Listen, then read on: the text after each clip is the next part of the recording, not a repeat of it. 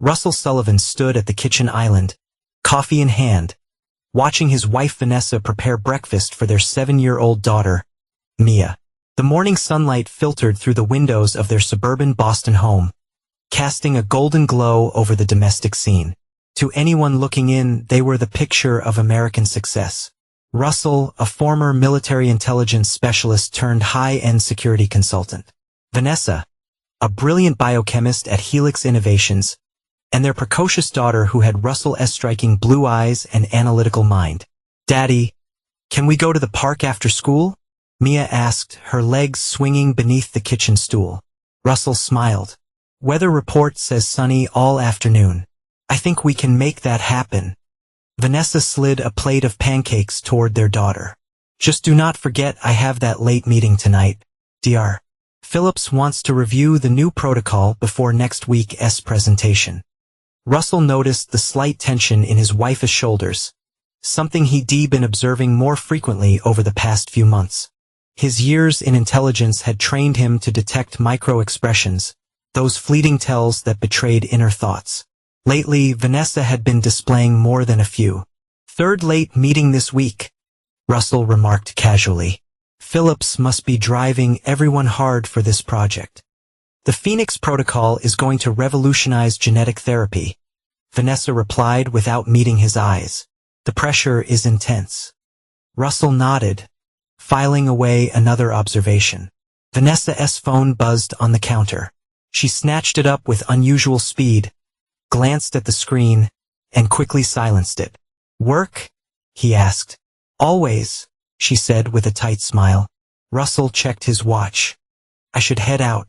Got a consultation with that tech startup downtown." He kissed Mia on the forehead. "Be good at school today, kiddo." Outside, Russell sat in his car but did not start the engine immediately. Instead, he pulled out his phone and opened an app that most people would not recognize. A custom security program he designed that logged Vanessa's recent call history through their shared family plan for calls from the same number in the past week, all during her supposed late meetings. The number belonged to Dr. Leonard Brooks, Vanessa's colleague at Helix. Russell had first noticed the patterns 3 months ago. The late nights, the secretive texts, the subtle change in how she carried herself. He had not confronted her yet. In his experience, incomplete intelligence led to strategic failure. He needed more data. That afternoon, Russell picked up Mia from school as promised, making sure to keep his promise to her and enjoy the rare moment of calm between them. At the playground, he watched Mia climb the jungle gym with the fearlessness that always made him proud. "Watch me, Daddy," she called, scaling to the top. "I see you, Mia. Careful up there." The words had barely left his mouth when Mia reached for a bar slightly beyond her grasp. Her fingers slipped, and Russell was already moving as she lost balance and fell. Despite his quick reaction, he could not reach her before she hit the ground with a sickening crack, her left arm taking the brunt of the impact. Her scream cut through the peaceful afternoon, shattering the calm. The emergency room was a flurry of activity as nurses and doctors attended to Mia. Russell stood vigil beside her bed, his calm exterior masking the turmoil inside. He called Vanessa twice before finally reaching her. "I'll be there as soon as I can," she promised, voice tight with worry. "I'm leaving the lab now." Dr. Tanner, a middle-aged man with gentle eyes and a reassuring demeanor, returned with Mia's X-rays. "The break is clean," he explained to Russell. "She'll need a cast, but children heal quickly. She should be back to normal in about 6 weeks." Russell nodded, relief washing over him. "Thank you, Doctor." Dr. Tanner slid the X-ray onto the light box for Russell to see.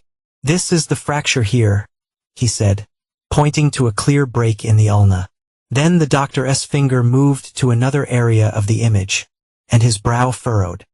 "Is something wrong?" Russell asked, instantly alert. Dr. Tanner leaned closer to the X-ray. "That's unusual. What is it?" Russell pressed. The doctor pointed to what appeared to be small, irregular densities within the bone structure itself. "I've never seen this pattern before. These formations within the bone." He looked puzzled.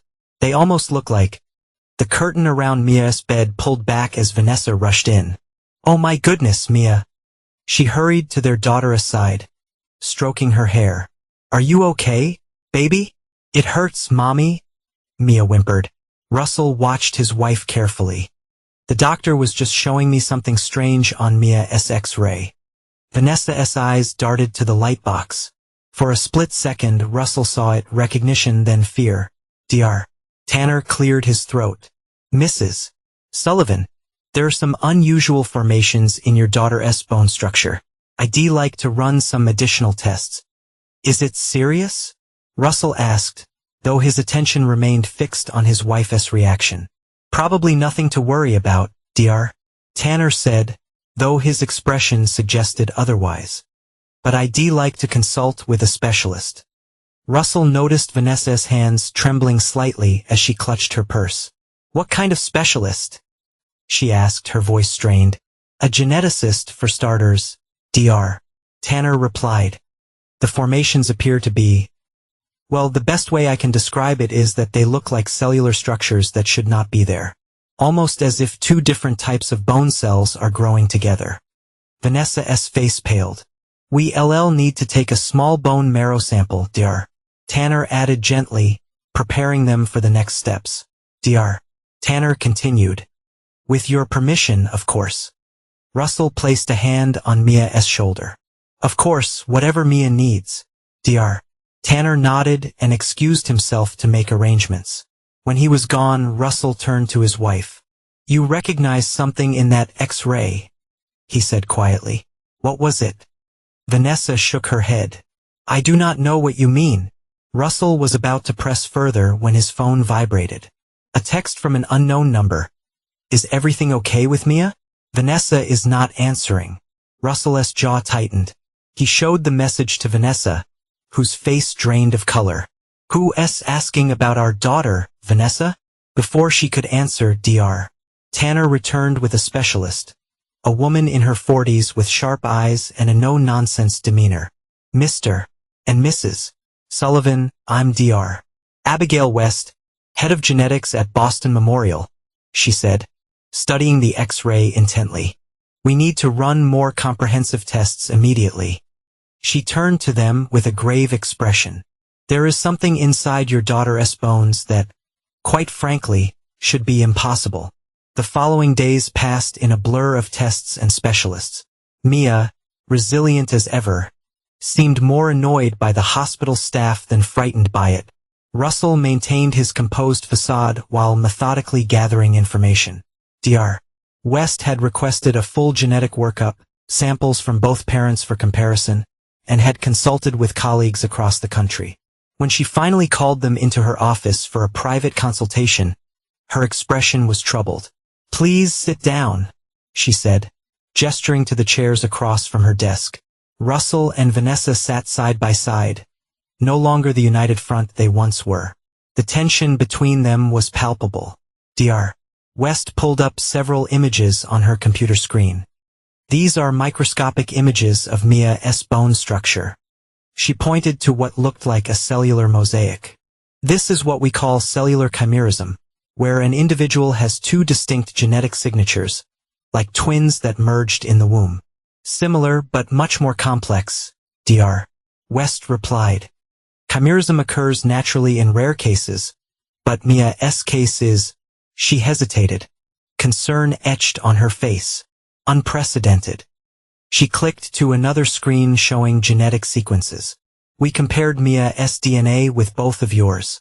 As expected, she shares markers with both parents. However, she highlighted a section of the genetic code. This section here shares no markers with you, Mr. Sullivan." Russell's expression remained impassive. "Are you saying I'm not Mia's biological father?" "That's where it gets complicated," Dr. West said. "Some of Mia's cells show you as the father, while others indicate a different paternal source. But the distribution is not random. It's targeted to specific tissue types. Her bone marrow, in particular, shows a deliberate integration of foreign genetic material." Vanessa stared at her hands, silent tears streaming down her face. The room filled with a charged silence, as each person tried to process the unsettling information. "What you re-describing sounds like genetic engineering," Russell said evenly. Dr. West nodded grimly. "That's our conclusion as well. This is not natural chimerism. Someone has deliberately altered Mia's genetic structure at a cellular level, something that should be technologically impossible with current medical science." She looked directly at Vanessa. "Mrs. Sullivan, given your position at Helix Innovations, I was hoping you might provide some insight." Russell turned to his wife. "Yes, Vanessa. Perhaps you could explain how our daughter became a genetic experiment." Vanessa's composure crumbled. "It was not supposed to be like this," she whispered. "The modifications were meant to be temporary, therapeutic.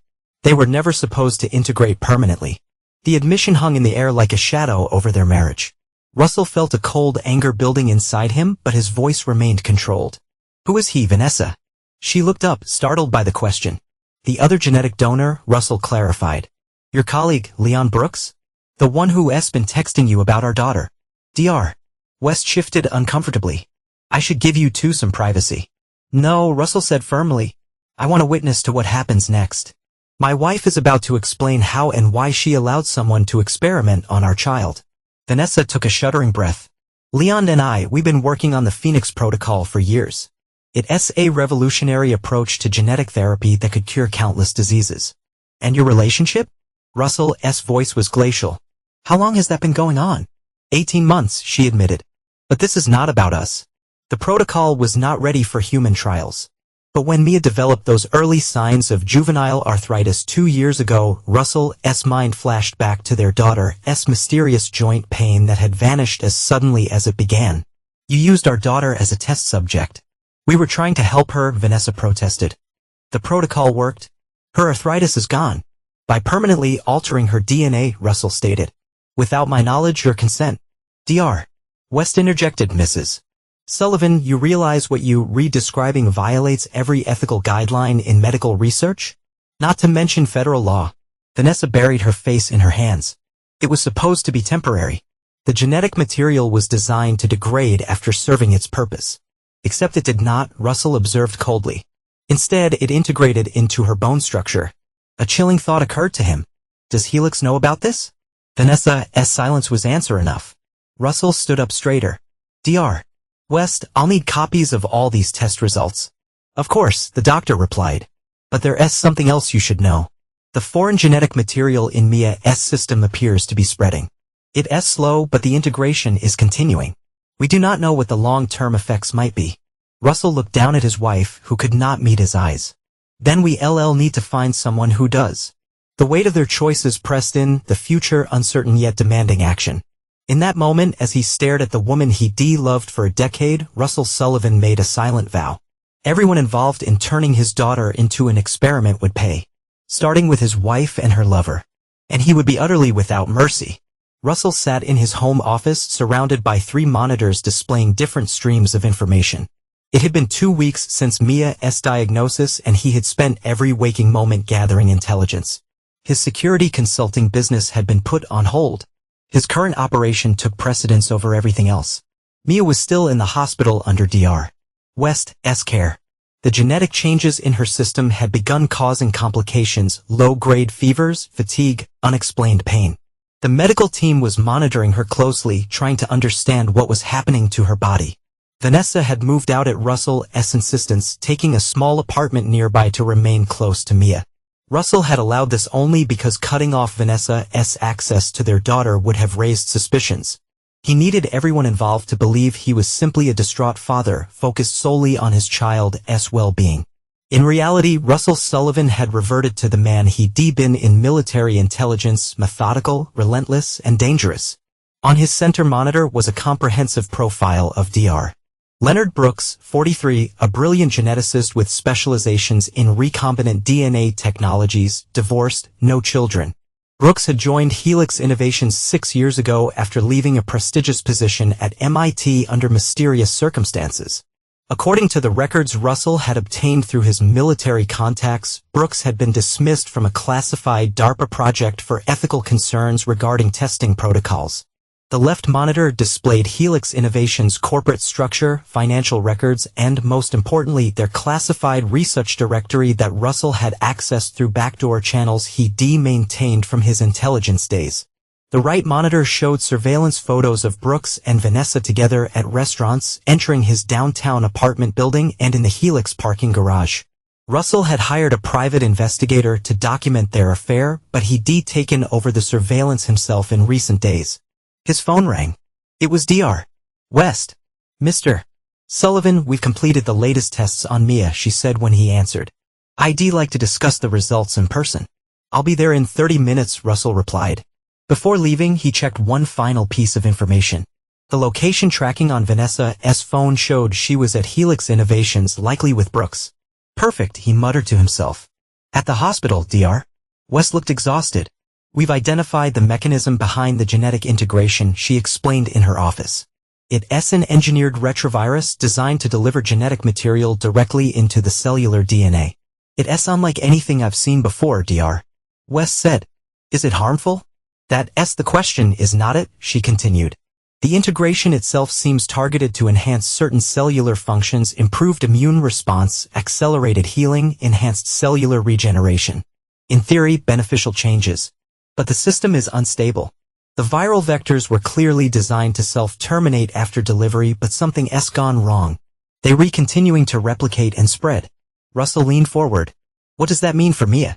Dr. West sighed. Best case scenario? The process stabilizes and she develops some enhanced physiological capabilities.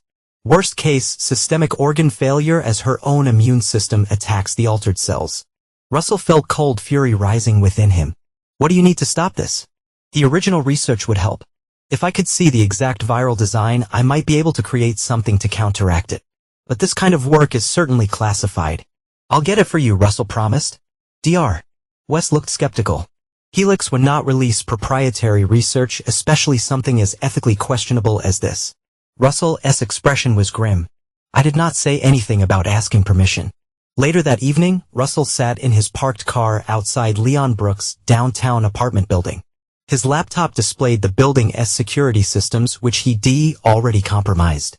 Brooks lived alone in a luxury penthouse, the kind of accommodation that seemed beyond the salary of even a senior researcher. Around midnight, he watched through hacked security cameras as Brooks arrived home alone. Russell waited another hour before making his move. The building's electronic locks were easily bypassed with equipment from his consulting work. The penthouse's private security system was more sophisticated but still yielded to Russell's expertise in under 2 minutes. He moved silently through the darkened apartment, a ghost in black tactical gear. When he reached the bedroom door, he paused, listening to Brooks' steady breathing. Then, with practiced efficiency, he entered and administered a sedative injection before Brooks could fully wake. What was all Brooks managed before slipping back into unconsciousness.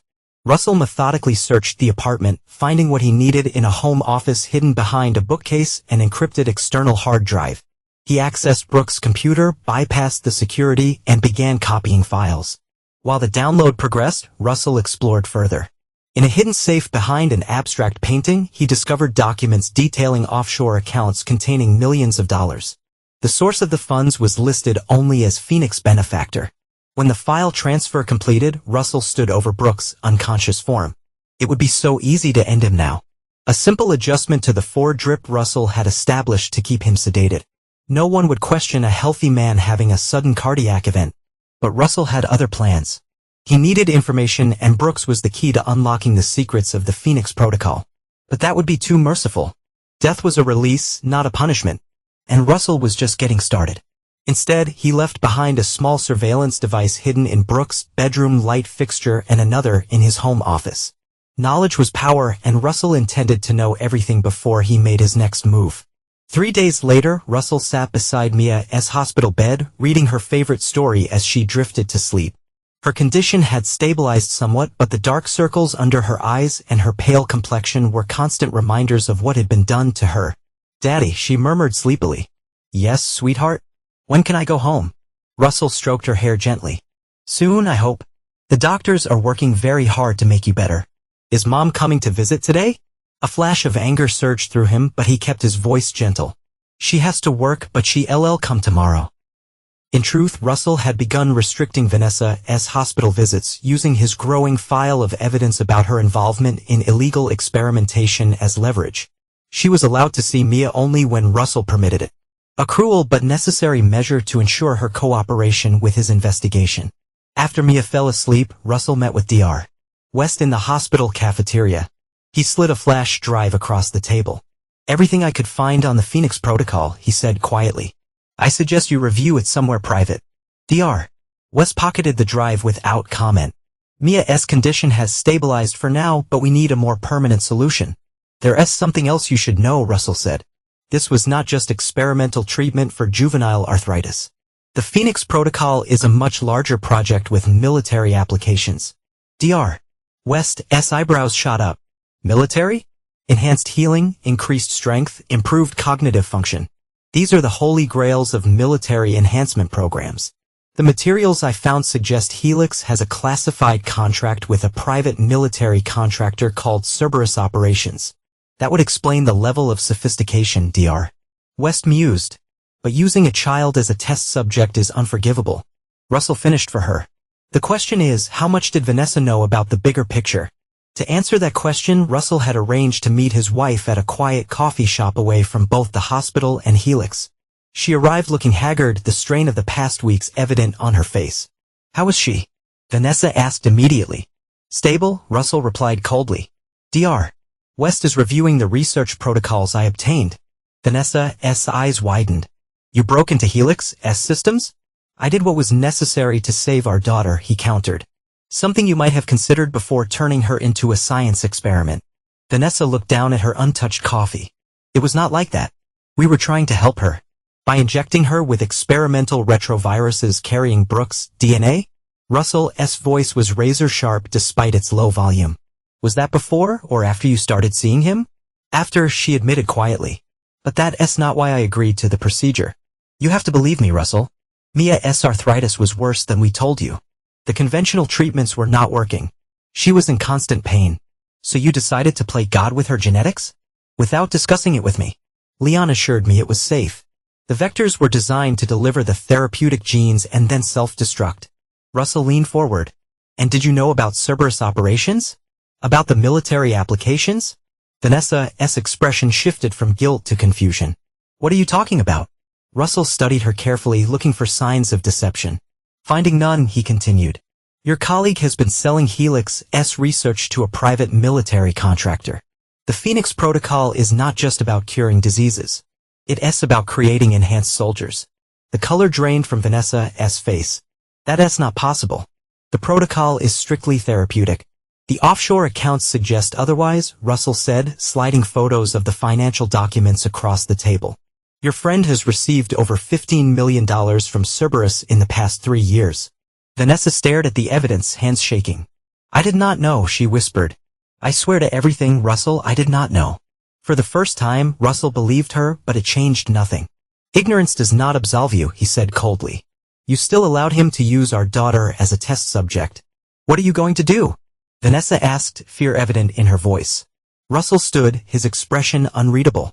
"Whatever it takes to save Mia and make everyone responsible pay for what they've done." He paused, his eyes hard. "Starting with Brooks. And if necessary, ending with you." Later that night, Russell's surveillance equipment captured a heated argument between Vanessa and Brooks in his penthouse. "You used me," Vanessa screamed, throwing the financial documents at him. "You used me to get to Mia." Brooks remained calm. "Do not be dramatic, Vanessa. The procedure helped your daughter. The fact that it provided valuable data for our other projects is just efficient research design." "Other projects? You mean your illegal military contracts? You told me Phoenix was about curing genetic diseases." "And it is," Brooks insisted. "Enhanced healing, improved immunity. These have civilian applications too. But Helix needs funding and the military pays better than hospitals. You put my daughter's life at risk." Brooks' expression hardened. "Our daughter, Vanessa. Or have you forgotten that part?" Russell froze the video, zooming in on Vanessa's shocked expression. The revelation hit him like a physical blow. Brooks was Mia's biological father. His entire world collapsed around him in that instant. Every memory, every moment with Mia suddenly tinged with betrayal and heartache. The child he de-raised as his own for 7 years was not his. But as the initial shock subsided, a cold clarity took its place. Biology did not matter.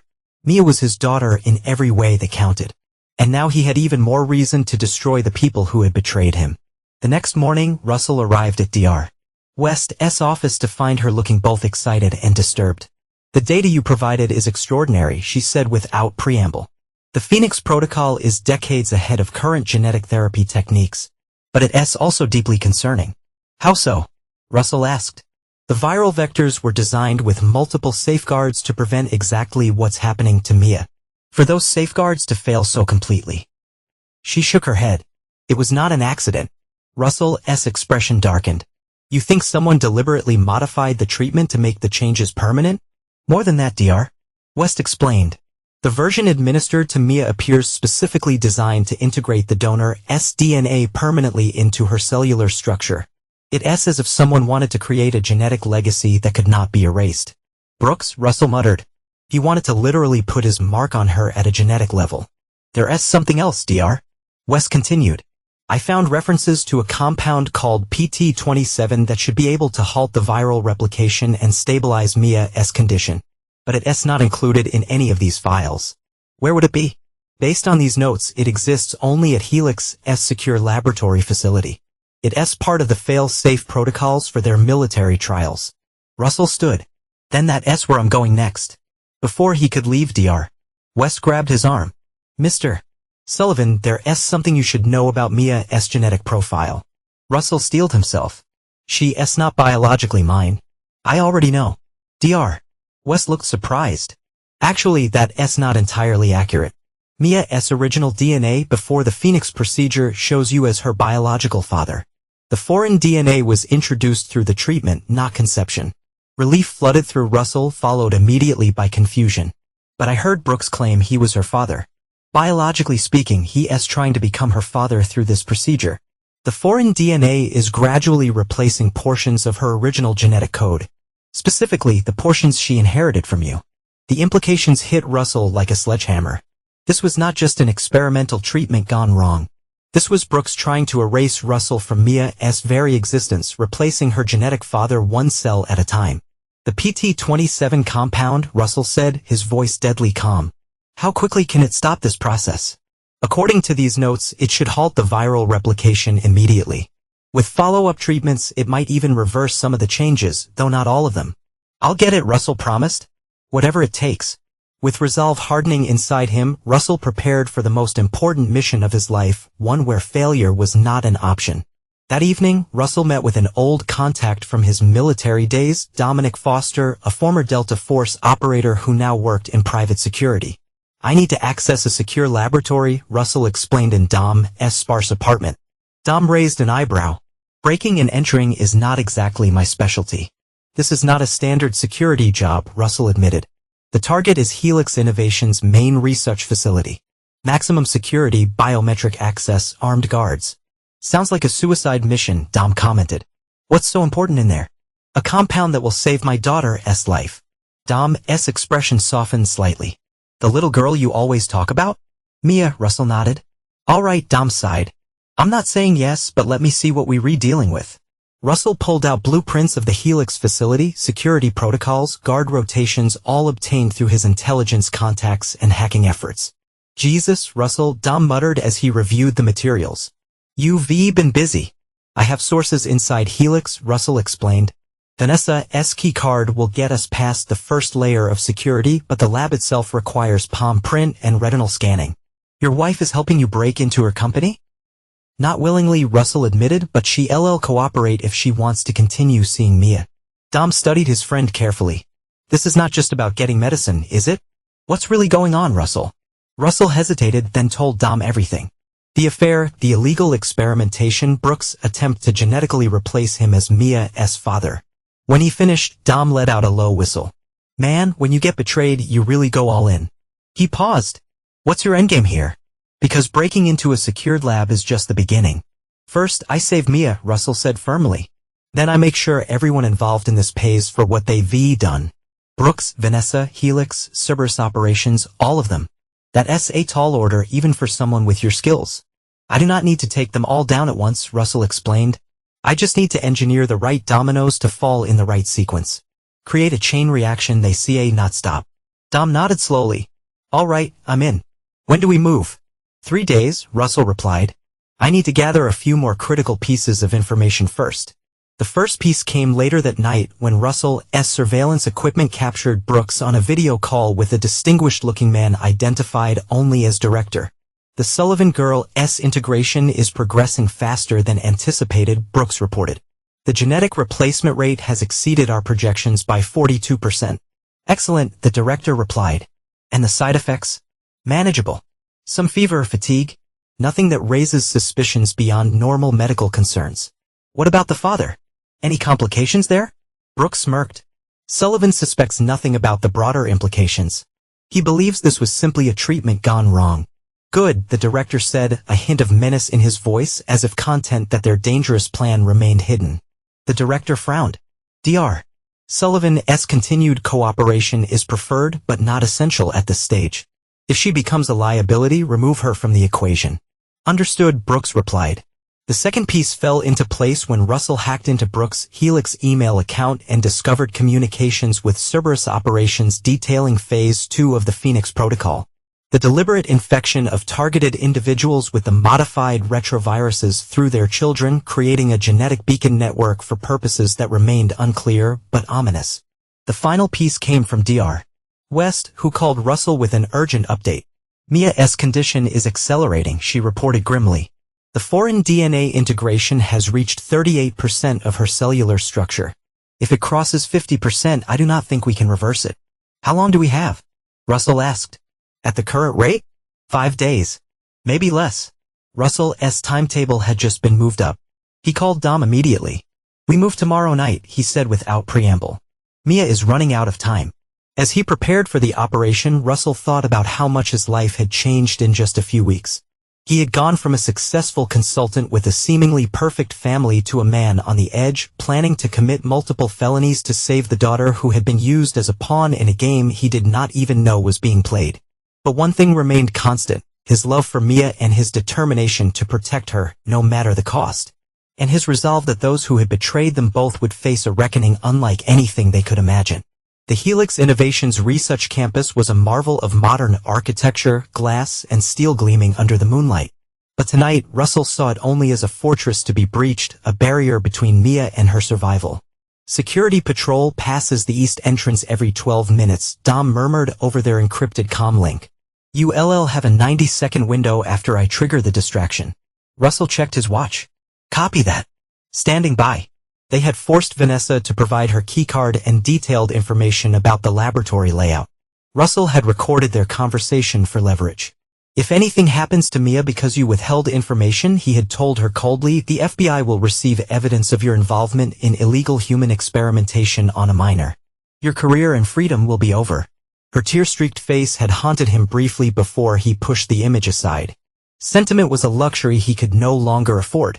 On the opposite side of the campus, Dom triggered a small explosion in a maintenance shed.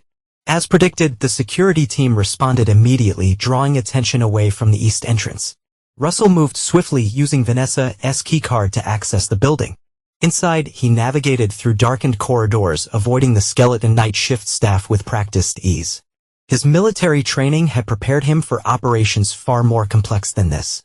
The secure laboratory was located on the basement level, protected by multiple security systems. Russell used a device he had created to spoof the biometric scanner, tricking it into recognizing his palm print as Vanessa's. For the retinal scanner, he used a more elegant solution, high-resolution contact lenses printed with Vanessa's retinal pattern obtained from her medical records. The laboratory door slid open with a soft hiss. Russell moved methodically through the sterile space, locating the storage unit described in the files. Inside, organized in neat rows, were vials of various compounds, each labeled with alphanumeric codes. He found PT-27 exactly where Brooks' notes had indicated. The clear liquid looked utterly unremarkable, belying its critical importance. Russell carefully placed 4 vials in his specialized carrying case. As he prepared to leave, his attention was caught by a separate storage unit labeled Phoenix Prime. Inside was a single vial containing a dark red substance. According to the research he uncovered, this was the master sample of the original Phoenix retrovirus, the template from which all variants, including the one used on Mia, had been created. Russell hesitated only briefly before taking this vial as well. It might prove useful to Dr. West in developing a more permanent treatment for Mia. He was nearly at the exit when the laboratory lights suddenly came on. Russell ducked behind a workstation as the door opened. "I do not care what time it is," Brooks' voice echoed through the lab. "The director wants an update on the Sullivan samples immediately." Russell remained perfectly still, controlling his breathing as Brooks moved through the laboratory, accompanied by a younger researcher who looked visibly nervous. "Dr. Brooks, should not we wait for Dr. Sullivan's authorization? This is her project too." Brooks scoffed. "Vanessa has become a liability. Her maternal instincts are clouding her scientific judgment." "But the ethics committee sees what we want them to see," Brooks interrupted sharply. "Now, pull up the latest data on subject MS7. Russell realized with a chill that MS7 must be Mia's designation in their twisted experiment. He fought the urge to confront Brooks then and there. That would come later after Mia was safe. The younger researcher accessed a computer terminal, pulling up what appeared to be real-time biometric data. Integration rate continues to accelerate. Current cellular replacement at 41.3%. Brooks smiled. "Excellent. And the synchronization with the primary donor? Neural pattern synchronization at 17%. If the trend continues, we should see threshold alignment within 10 to 14 days. Russell's blood ran cold. Neural pattern synchronization? What exactly were they doing to his daughter? He strained to listen, knowing every detail might be the key to Mia's survival. What about the father? Any complications from the hospital discovery? The researcher shook his head. He appears to be focused solely on treatment options. Dr. West has kept him occupied with conventional approaches. Russell's jaw tightened. Dr. West was working with them. The betrayal cut deep, but he maintained his composure. Now is not the time for confrontation. Good, Brooks replied. Once we reach 50% integration, the process becomes irreversible. After that, it would not matter what Sullivan knows or does not know. The two men continued working for what felt like an eternity. Finally, Brooks yawned and checked his watch. That's enough for tonight. Lock up when you redone. After they left, Russell waited 5 minutes before making his escape. Outside, he met Dom at their predetermined rendezvous point. Did you get it? Dom asked. Russell patted his case. And more. But we have a complication. Dr. West is working with them. Dom cursed under his breath. What's the play now? We not trust the hospital team with Mia's treatment, Russell said grimly. We need an independent specialist who can administer the PT-27. I might know someone, Dom offered. Former military doctor, works off the books now for people who not go through official channels. Set it up, Russell instructed. And I need a secure location to move Mia. Somewhere Brooks and his people not find her. Dom nodded. I've got a safe house in New Hampshire. Remote, defensible, and completely off the grid. Perfect. We move Mia tomorrow night. As they drove away from Helix, Russell's mind raced. The conspiracy was larger and more sinister than he had imagined. Neural pattern synchronization suggested they were not just altering Mia's DNA. They were attempting to change her neural pathways, perhaps even her consciousness itself. He thought of Brooks' smug face, Vanessa's betrayal, and Dr. West's deception. Each one would pay for what they had done to his daughter. But first, he needed to get Mia to safety and begin her treatment. The pieces of his revenge were falling into place, but time was running out. The next evening, Russell arrived at Boston Memorial Hospital wearing the uniform of a private medical transport service. The forged paperwork authorizing Mia's transfer to a specialized pediatric facility was flawless. Another product of Dom's extensive connections. Daddy! Mia exclaimed when he entered her room. Are we going home? Russell forced a smile. Not yet, sweetheart. We're going to a special doctor who can help you feel better faster. He helped her into a wheelchair, grateful that she was having one of her better days. As they moved through the hospital corridors, Russell remained vigilant, watching for any sign of Dr. West or hospital security. They reached the service elevator without incident. Dom was waiting in a modified ambulance in the loading area, the engine running. All set, Dom asked as Russell secured Mia in the back. Let's move, Russell replied. sealing the doors and feeling a weight lift slightly as they pulled away from the hospital, heading into the unknown but prepared for anything. Russell confirmed, climbing in beside his daughter. They were barely out of the hospital parking lot when Russell's phone rang. It was Dr. West. Mr. Sullivan, where's Mia? She demanded when he answered. She is not in her room. She is safe, Russell replied coldly. Away from you and your colleagues at Helix. A pause. I do not know what you think you redoing neural pattern synchronization, Russell interrupted. Did you really think I would not find out what you redoing to my daughter? Using her as a vessel for Brooke's consciousness? Another longer pause. You do not understand the significance of what we re-achieving. I understand perfectly. You re-attempting to transfer one person's consciousness into another through genetic and neural manipulation. You re-trying to make Brooks immortal by gradually overriding Mia's identity with his. It is more complex than that, Dr. West argued. The Phoenix Protocol represents the next stage of human evolution. Mia was chosen because her genetic structure was exceptionally compatible. She was chosen because Brooks wanted to replace me with himself. Not just as her father, but in her very DNA, Russell countered. Tell your colleagues at Helix and Cerberus that Mia is no longer part of their experiment. You re-making a terrible mistake, Dr. West warned. Mia needs specialized care that only we can provide. UV lost the right to treat my daughter, Russell said before ending the call.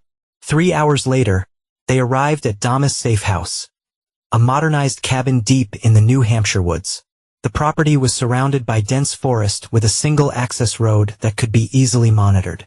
Inside, they were met by Dr. Maya Cortez, a former military physician with experience in experimental treatments. Dom had vouched for her discretion and competence. This is the compound? Dr. Cortez asked, examining the vials of PT-27.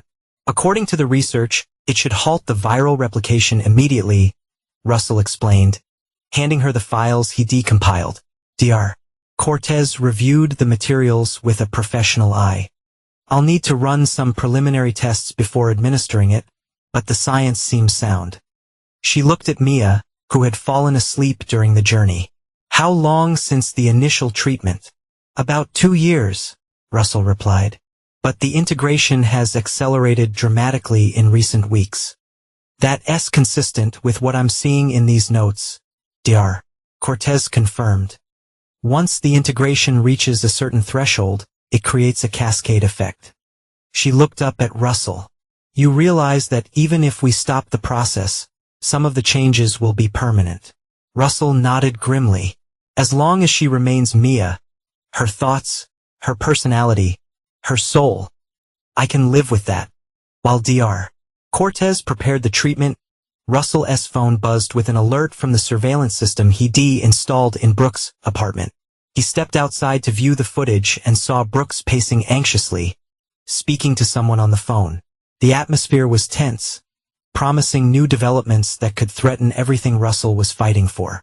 She is gone, Brooks was saying. Sullivan took her from the hospital. A pause as he listened to the other person.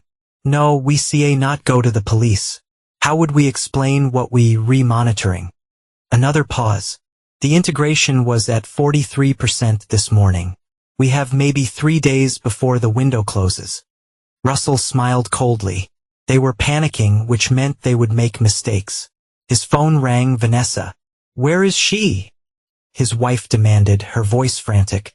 Where did you take Mia? Somewhere safe, Russell replied. Away from you and Brooks and your experiments. Please, Vanessa begged. She needs proper medical care. Whatever you think is happening. I do not think. I know. Russell cut her off. I know about the neural synchronization. I know Brooks is trying to transfer his consciousness into our daughter. I know you've been helping him whether willingly or not. Vanessa's sharp intake of breath told him she had not known the full extent of the project. That's not possible, she whispered. The Phoenix Protocol is about genetic therapy. Not, she faltered. not what you re-describing. Check the Phase 2 protocols, Russell suggested coldly. The files marked Lazarus option. Then decide if you want to continue defending the man who's trying to possess our daughter's mind. He ended the call and returned inside, where Dr. Cortez was preparing to administer the first dose of PT-27 to Mia. This should begin working immediately, Dr. Cortez explained. I'll monitor her vital signs and take blood samples every 4 hours to track the viral suppression. Russell nodded, taking Mia's small hand in his. You going to be okay, sweetheart? Daddy is here. Hours passed as they waited for the treatment to take effect. Russell used the time to continue monitoring the fallout at Helix. His surveillance showed increasing panic among Brooks and his team as they realized the PT-27 compound was missing. Around midnight, Dr. Cortez approached with cautious optimism. The preliminary blood work shows the viral replication has slowed significantly. If this continues, we should see complete suppression within 24 hours. Relief washed over Russell, but he knew this was just the beginning. Stopping the process was not enough. Those responsible needed to pay for what they had done. The next morning, while Mia slept peacefully for the first time in weeks, Russell initiated the next phase of his plan. Using the sophisticated hacking tools from his consulting work, he accessed Helix's secure server and began downloading everything related to the Phoenix Protocol and Cerberus operations. The files revealed a conspiracy far more extensive than he had imagined. Cerberus was not just a private military contractor. It was a front for a cabal of wealthy elites seeking technological immortality. A secret war being waged on the very fabric of human identity. The Phoenix Protocol had been developed specifically to allow consciousness transfer from one body to another, with the ultimate goal of allowing these elites to extend their lives indefinitely by transferring their minds into younger bodies. Brooks had been using Mia as a proof of concept, with himself as the donor consciousness. If successful, the technique would be refined for the Cerberus principles. As Russell processed this horrific revelation, his phone rang. An unknown number. Hello, Mr. Sullivan. The voice was cultured, authoritative, the same voice Russell had heard in Brooks' video call with the director. Who is this? Russell asked, though he already knew. Someone with a proposition for you, the director replied smoothly. Your daughter has become integral to a project of immense importance. Return her to our care, and you'll be generously compensated. $10 million to be precise. You want to buy my daughter, so you can turn her into a vessel for Brooks' consciousness, Russell stated flatly. A slight pause. I see, Dr. Brooks has been indiscreet. Nevertheless, the offer stands. The process is already substantially complete. Fighting it now only puts your daughter at risk. Here's my counter-offer, Russell said, his voice deadly calm. Stop pursuing my daughter, or I release everything I've gathered about Phoenix, Cerberus, and your plans for technological immortality to every major news outlet and intelligence agency in the world. You re-bluffing? The director replied, though Russell detected a hint of uncertainty. You do not have access to that information. Russell read off a string of names, the Cerberus principals, all wealthy and powerful individuals who valued their privacy above all else. Should I continue? Perhaps with details about your neural mapping procedures? Silence on the other end of the line. As we speak, encrypted files are being uploaded to secure servers around the world, set to automatically release if anything happens to me or my daughter, Russell continued. Walk away now and those files remain secured. You making a grave mistake, the director finally responded. We have resources you not imagine. And I have the truth, Russell countered. Let us see which is more powerful. After ending the call, Russell knew he had bought them some time, but the threat was far from neutralized. Brooks, Vanessa, Dr. West, all of them remained liabilities as long as they knew Mia's location. It was time to eliminate those liabilities permanently. 3 days later, Mia's condition had improved dramatically. The PT-27 treatments had successfully halted the viral replication, and while some of the genetic changes were permanent, her core neural patterns remained intact. She was still Mia in mind, spirit, and most of her DNA. Dr. Cortez had confirmed that the integration had stabilized at 46%, just short of the critical 50% threshold where Brooks' neural patterns would have begun to dominate. As the sun rose over the safe house, Russell knew the next phase of his plan was about to begin. She'll need ongoing monitoring, Dr. Cortez explained, but the immediate danger has passed. Russell nodded, watching his daughter drawing pictures at the kitchen table. Normal childhood activities that had seemed impossible just days ago. Thank you, he said simply. What will you do now? Dr. Cortez asked quietly. Russell's expression hardened. Finish this. While Mia remained safely at the cabin under Dom's protection, Russell traveled back to Boston to implement the final phase of his plan. It had taken days of meticulous preparation, but every element was now in place. His first stop was Leon Brooks' penthouse. The geneticist had been under constant surveillance since Mia's removal from the hospital, his movements tracked, his communications monitored. Russell knew exactly when the apartment would be empty. Inside, Russell moved with purpose, planting evidence that would be discovered later, financial records linking Brooks directly to illegal human experimentation, correspondence with the Cerberus principles discussing the use of unwitting subjects, and details of the consciousness transfer protocols. But Russell's true objective was more sophisticated. Using specialized equipment, he accessed Brooks' home computer and planted a custom virus designed to activate when Brooks accessed specific Phoenix protocol files. The virus would silently corrupt critical data while leaving surface-level information intact, ensuring that any attempts to recreate the experiment with another child would fail catastrophically. Next, Russell visited Vanessa's apartment. His wife had been desperate since Mia's disappearance, calling hospitals and even attempting to file a missing person report, which the police had dismissed after Russell provided documentation of his legal custody during Mia's specialized treatment. Russell let himself in using the key he still possessed. Vanessa was not home. She was at Helix, frantically trying to understand what had happened to the Phoenix protocol data, which had begun mysteriously corrupting throughout their systems. He placed a thick envelope on her kitchen counter containing divorce papers, evidence of her involvement in the illegal experimentation, and a USB drive with selected surveillance footage. Attached was a note with simple instructions: sign the papers. Never contact Mia or me again. Disappear. Or everything goes public. Russell knew Vanessa well enough to predict her response.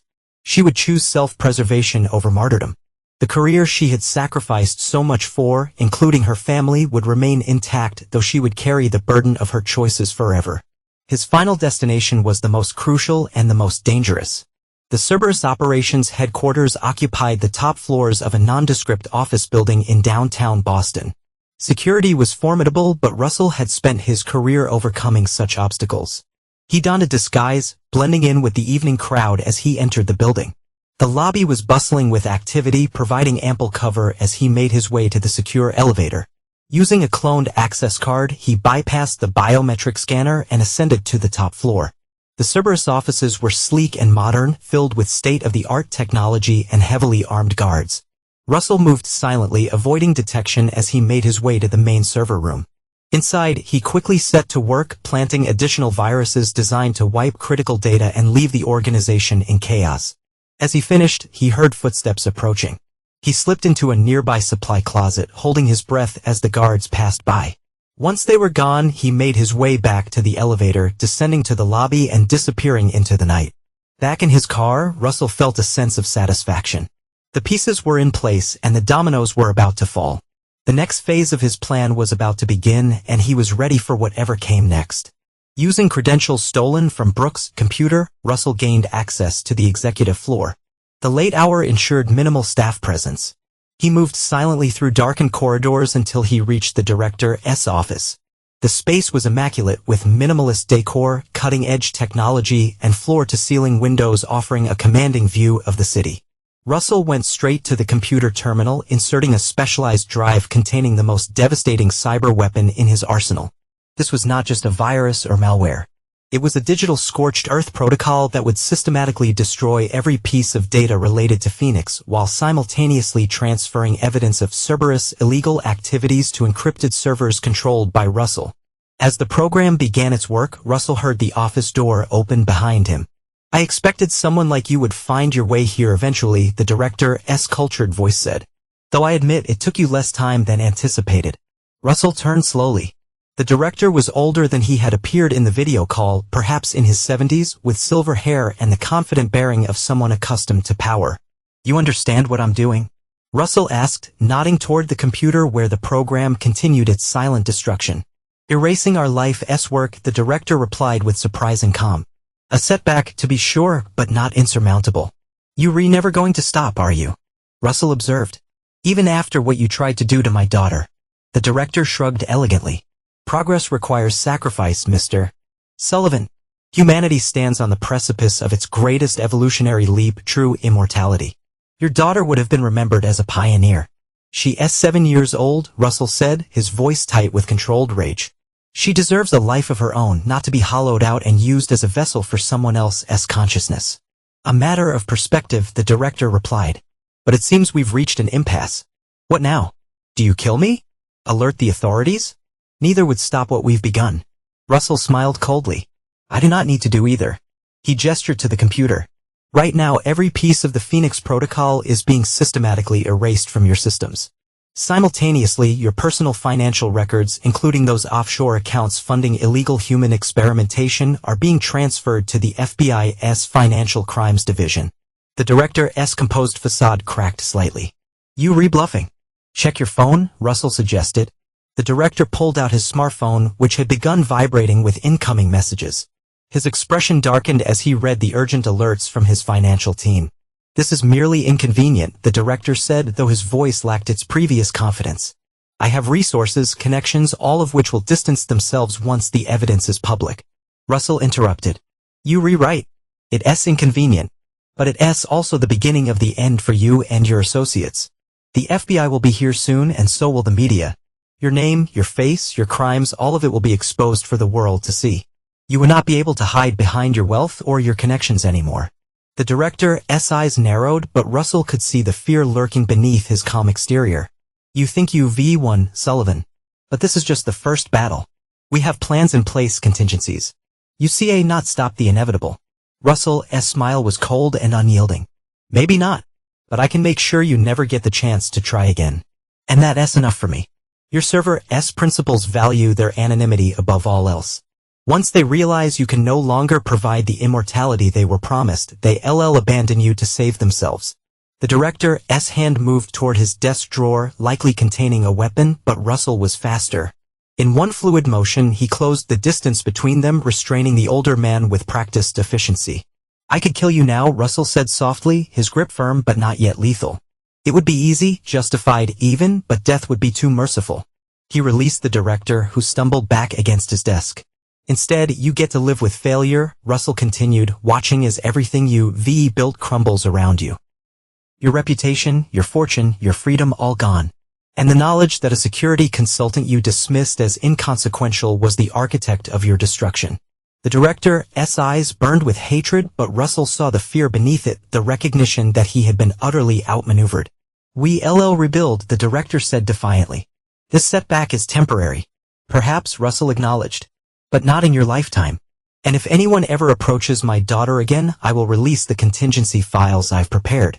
Files that would interest not just the FBI, but several foreign intelligence agencies who would love to know about your government contracts."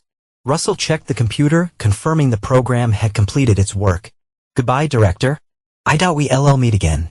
As he left the building, Russell felt a cold satisfaction. Brooks would soon discover his research corrupted beyond recovery and evidence of his crimes waiting to be discovered. Vanessa would face the consequences of her betrayal, losing her daughter and her position at Helix when the inevitable investigation began. And the director would watch his empire of exploitation collapse around him. 3 days later, Russell and Mia arrived at a new home, a comfortable house in a small coastal town in Maine, far from Boston and the memories it contained. Russell had liquidated his assets, established new identities for himself and Mia, and arranged for her continued medical care with specialists who knew nothing about Phoenix or Cerberus. As Mia explored her new bedroom with the resilience only children possess, Russell watched from the doorway, his expression softening in a way it had not in weeks. Dom, who had helped with the relocation, stood beside him. "You think it's really over?" Dom asked. Russell nodded slowly. "Brooks is finished. The FBI raided his apartment yesterday after an anonymous tip about illegal human experimentation. Vanessa signed the divorce papers and took a research position in Europe. And the director, he smiled thinly, let's just say his investors have lost confidence in his ability to deliver on his promises of immortality. And Mia, Dom asked, will she be okay? Russell watched his daughter arranging her favorite books on a new shelf. She's stronger than she looks. She'll adapt just like she always does. She's got a good heart and she's got me. That's all that matters. Dom clapped him on the shoulder. You did good, Russell. You saved her.